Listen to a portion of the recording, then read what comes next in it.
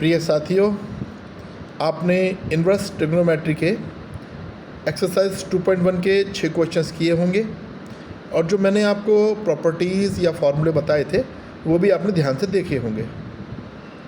Fair copy में सारा काम करना है। आगे के प्रश्न भी यदि आपने किए होंगे तो आपको अब जो वीडियो में मैं सॉल्यूशंस भेज रहा हूँ उनसे सुविधा होगी। तो एक बार मिलाएंगे। ये हैं आपके प्रश्न 7 से लेकर 14 तक और ये देखिए प्रश्न नंबर 7 को करने का तरीका। ये आपका क्वेश्चन है।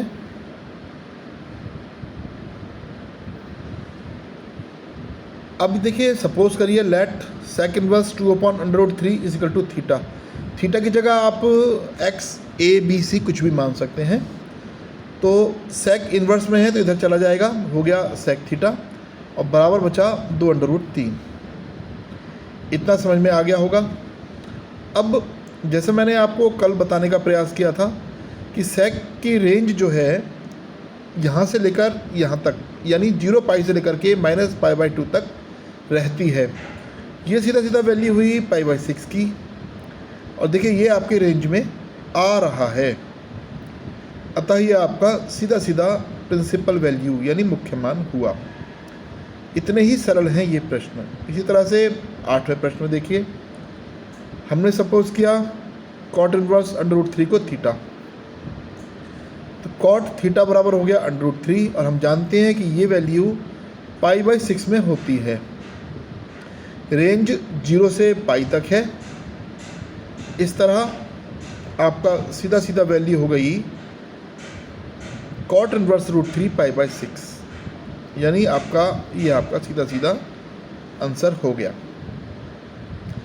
जितने सरल ये वीडियो में आपको लग रहे हैं उतने ही सरल है ये प्रश्न यदि आपने खुद अपने आप करने का प्रयास किया। देखिए 2018 और 17 में भी ये आ चुका है।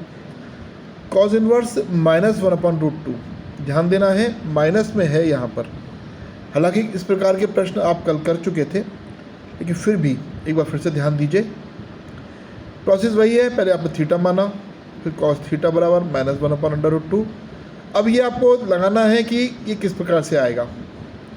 तो जैसा मैंने आपको शुरुआत में बताने का प्रयास किया, यदि माइनस में होता है कॉस में तो पाई माइनस पाई थीटा करिए, पाई माइनस थीटा। कॉस में हमेशा पाई माइनस थीटा हमारा देखिए यहाँ पर स्क्रीन पर है माइनस कॉस थीटा होता है। ये 11th की चीज़ है, ठीक है। ये जो आइडेंटिटी 11th में हमने सीखी थी इसका यूज़ करना है। तो जो भी आपका आंसर आएगा पाई से आप सब्ट्रैक्ट कर देंगे, आपकी वैल्यू आ जाएगी। बस ध्यान केवल इतना करना होगा कि ये आपके रेंज में आए। ये क्वेश्चन नंबर 10 है। देखिए यहाँ भी जो है माइनस में है क्वेश्चन। ये दोनों प्रश्न बहुत इंपॉर्टेंट हैं। माइनस में है तो कॉसेक के लिए माइनस का सीधा सीधा होता है कॉसेक माइनस थीटा बराबर माइनस कॉसेक थीटा, ठीक है। तो आंसर हो गया आपका -π/4। कल मैंने आपको बताया था कि एक से कौन होते हैं और दूसरे प्रकार के कौन से हैं, कि वो 2 ही प्रकार के सवाल हैं। अब देखिए यहाँ पर कुछ प्रश्नों को मिला के प्रश्न, यानी ये अलग प्रकार से प्रश्न, ये दूसरा प्रश्न और दोनों को फिर ऐड कर दिया गया, तीनों को मिला करके, ठीक है। तो पहले पार्ट को कर लीजिए, पहला पार्ट अर्थात ये, दूसरा पार्ट अर्थात ये, तीसरा पार्ट अर्थात ये, तीनों को करिए और तीनों के बाद इनको सीधा सीधा वैल्यू पुट कर दीजिए, आपका सॉल्यूशन आ जाएगा, ठीक। कि देखिए फाइनली वही किया है, x + y + z, यानी तीनों को एक साथ सॉल्व कर दिया। 3π/4 आपका आंसर आ गया। 12वां प्रश्न 2 पार्ट हैं। पहले x मान लिया, cos इनवर्स 1/2 को ये सॉल्व कर लिया, पुनः y मान लिया sin इनवर्स 1/2 को, दोनों की वैल्यूज़ निकल आई, वैल्यूज़ हमने सॉल्व कर दी। क्योंकि 2 sin इनवर्स था तो sin इनवर्स 1/2 की वैल्यू निकाल कर ये 2 से मल्टीप्लाई कर दिया और उसके बाद लासपा लेकर के सॉल्व कर दिया। तो साथियों ये आपका 12वां प्रश्न था। 13 देखिए, sin इनवर्स x और y कब संभव है? जब sin बराबर y बराबर x हो जाए।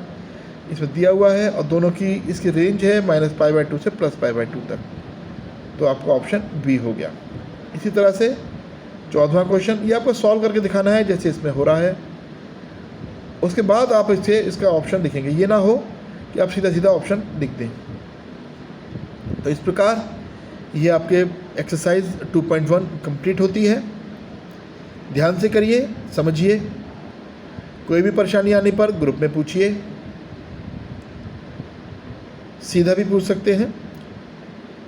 भारत माता की जय।